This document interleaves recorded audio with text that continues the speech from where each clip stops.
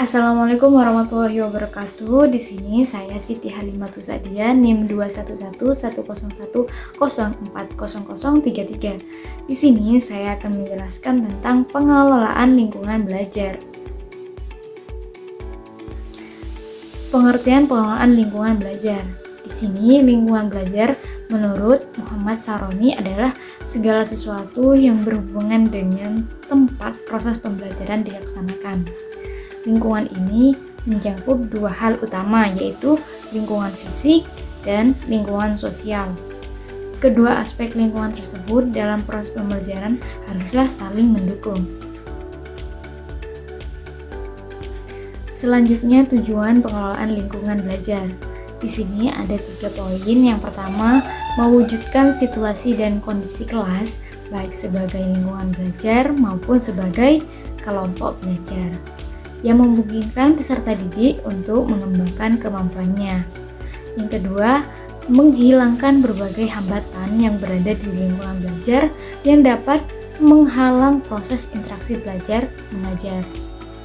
Yang ketiga, menyediakan dan mengatur fasilitas serta sarana atau alat peraga belajar yang mendukung dan memungkinkan siswa belajar sesuai dengan lingkungan sosial, emosional, intelektual siswa dalam kelas. Macam-macam lingkungan belajar. Di sini ada 2 macam-macam lingkungan belajar. Yang pertama, lingkungan belajar dalam ruang atau indoor. Yang kedua, lingkungan belajar luar ruangan atau outdoor. Nah, di sini dijelaskan yang pertama lingkungan belajar indoor. Lingkungan belajar yang sudah disediakan oleh manajemen sekolahan. Nah, biasanya lingkungan belajar ini bisa berupa perpustakaan, laboratorium, auditorium, dan utamanya adalah ruang kelas. Nah, yang selanjutnya itu lingkungan belajar di luar ruangan atau outdoor. Nah, lingkungan belajar ini kebalikannya dari lingkungan belajar indoor, yaitu lingkungan atau sarana belajar yang berada di luar lingkungan sekolahan. Dalam artian, lingkungan belajar ini diciptakan tidak untuk proses belajar mengajar, akan tetapi bisa digunakan untuk proses belajar mengajar seperti misalnya masjid.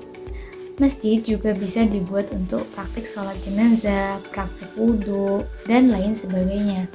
Selain itu, lapangan menunjang dalam aktivitas siswa seperti olahraga, dan lain-lain.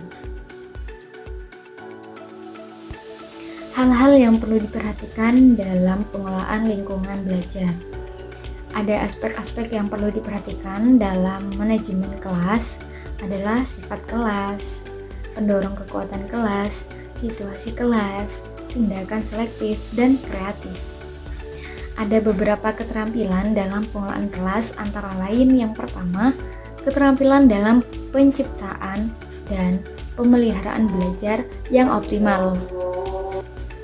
Yang kedua, keterampilan guru yang berhubungan dengan pengembangan belajar. Yang ketiga, modifikasi tingkah laku. Yang keempat, pendekatan pemecahan masalah kelompok. Dan yang kelima, pendekatan dan teknik-teknik pengelolaan kelas. Terima kasih. Itu saja materi pembelajaran pengelolaan lingkungan belajar. Wassalamualaikum warahmatullahi wabarakatuh.